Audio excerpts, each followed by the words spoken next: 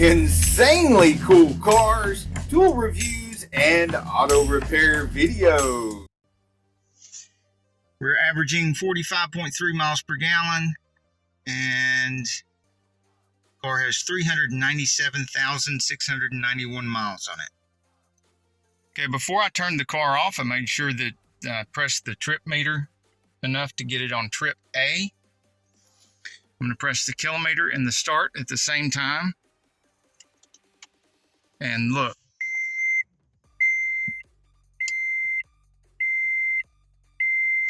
There goes the annoying light. Now let's do the oil change. Okay, I wanted to help with the oil change, didn't you? You can tell because her footprints are all over the hood. One of my secrets to never forgetting to put fender covers on is that I keep my tool roll cart covered in an old shower curtain, which is waterproof for obvious reasons. You don't want your tools wet. And then I have fender covers underneath of that so that I cannot get to my tools without handling the fender covers. And I might as well put them on the car because they're already in my hand. Be very careful where placing the jack because you could ruin your radiator and your air conditioner condenser. I use safety stands on both sides, and I'm on level ground so I can get away with using a brick for a wheel chop. If you're on a hill, you might need something more substantial. I keep these old rotors. This one's got a really tall hub, and that ain't going nowhere if I use it for a wheel chop when I'm on an unlevel surface like this. I have a collection of oil filters here for the Corvettes, the Mustangs, and the Toyotas here at the barn garage. And I've just ordered these in bulk off of Amazon. It's a little bit cheaper that way. Another really low cost way of getting these is Walmart. Not quite as cheap as ordering them by the 10 pack at Amazon, but there they are. I mean, OEM Toyota stuff. AC Delco's OEM for the GM Corvettes, and the Motorcraft for the Mustangs. We of course need the Muy Bueno extra special oil filter wrench. This doesn't come with it. This is just a rubber tipped ratchet that I like using because if I get kind of crazy and start swinging this thing and I hit paint, it doesn't chip the paint. And to show you how spoiled I've been from using the lifts for so long, I have spider webs on my reaper. If you don't already have the belly pan off like I do, I just keep it off. There's usually an access door right here. It gives you access to the oil filter cover. Okay, so the drain bolt is right there. And it's 14 monkey meters. So when I get the 14 monkey meter on there, I like to hook an extra wrench on there. It just happens to be a 13 millimeter. It doesn't have to be. Take a look at exactly how I've got that hooked on because it goes on in a specific way. And that gives me a lot of extra leverage to very easily break that loose.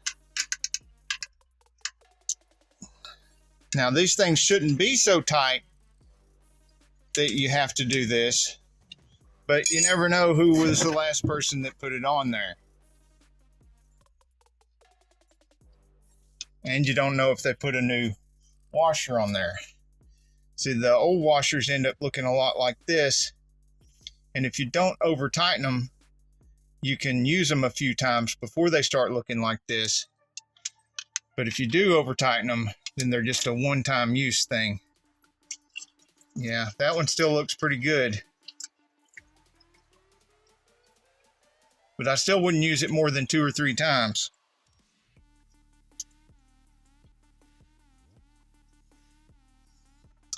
And you're going to want to wait until that's drained out of there before you try to tackle the oil filter, because the oil filter is put in such a way that you're going to get drenched.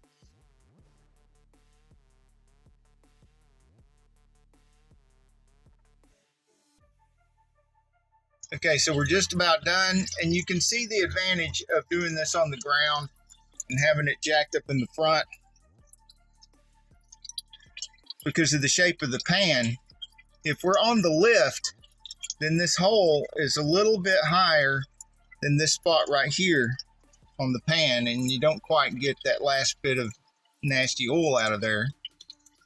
And if you're off level like this, with the back end a little bit lower, then that tilts the pan ever so slightly, and this looks more flat.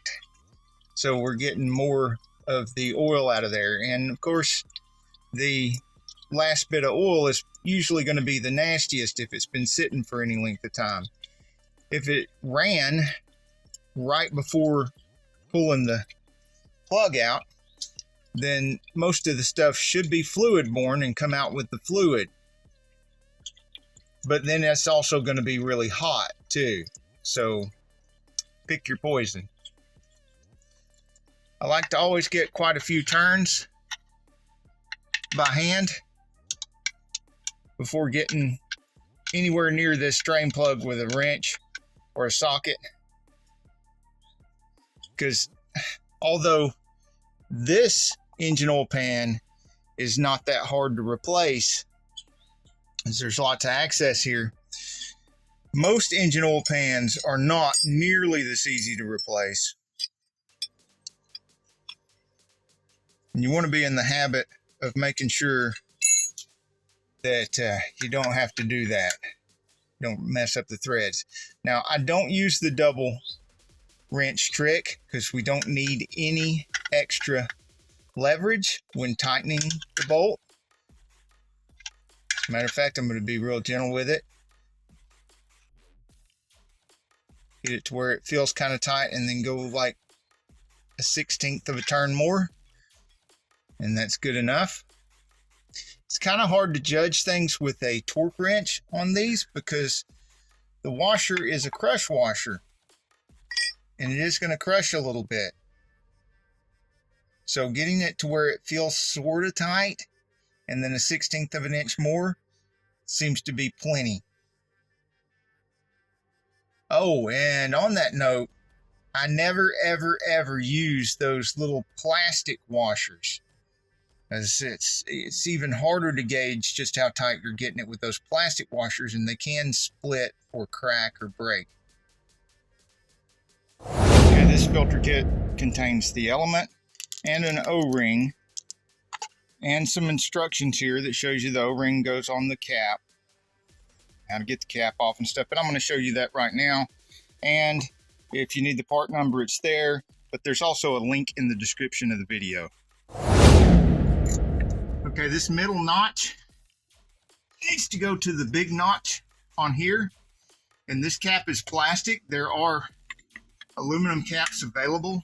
This is the original plastic cap, which I haven't had any trouble with yet, but you never know if you want the nice beefy aluminum one.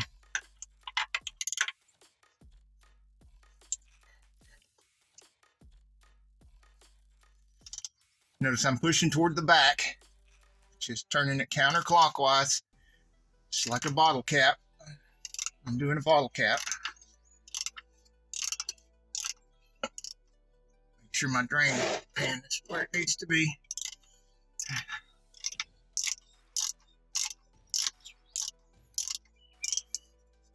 Okay, try to get my arms out of the way. I'm just going to leave my tool on the cap while I'm doing this.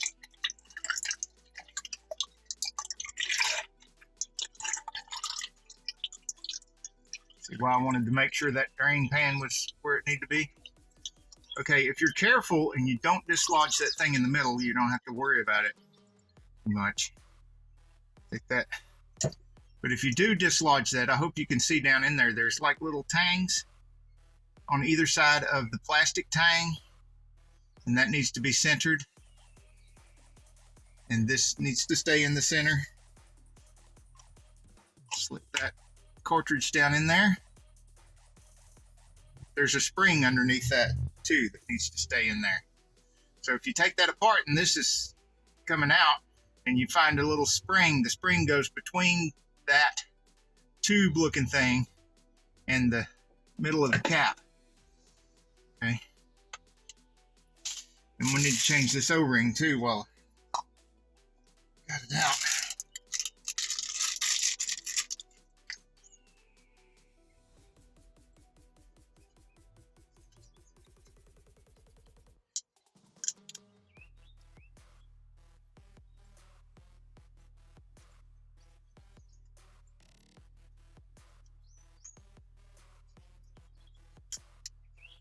Try not to damage the O-ring on the threads.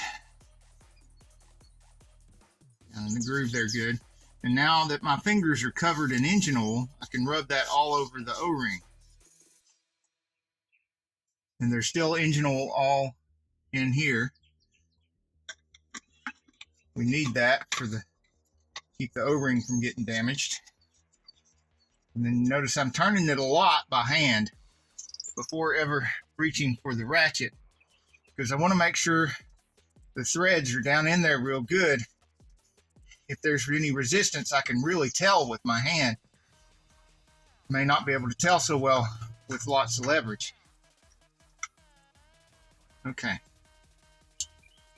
It's on there. Okay, you see it just stop right there?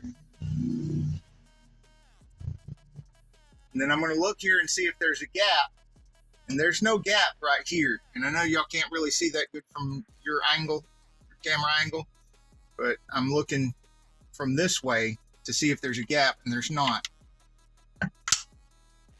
Pull on that, and there we go. Now I've got to get that off of there.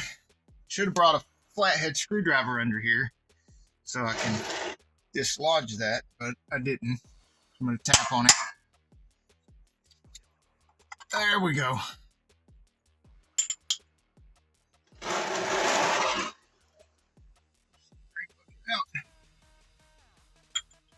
And let's not forget to put oil back in the car. And don't forget and leave the flashlight under here. Okay, a couple things here. 0W20, so right on the cap. If your cap doesn't say 0W20, it's 0W20 for these 1.8 liter Toyota engines. Another weird thing is these don't take 5 quarts, these take 4.5 quarts. And then the person doing the oil change needs coffee.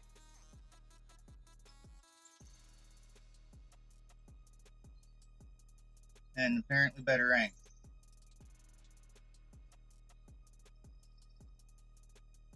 Now, I'm not particularly married to any certain brand. I do like the Mobile one, the Valvoline, and the Amazon brand in that order. But I am just putting in some Quaker State at this point because it's the full synthetic that makes the difference. Even Quaker State is good if you get the full synthetic. I do not get the synthetic blend. You never know how much synthetic is in the synthetic blend. Is it 10%? Is it 2%? Is it 0.2% synthetic and the rest of it's just regular oil? And the regular oil quality varies greatly, but the full synthetic quality is much more likely to be almost exactly the same throughout the brands. Okay, there we go. About 4.5 quarts. It will still need to be checked in a few minutes after it has a chance to settle down in there, and then check it again.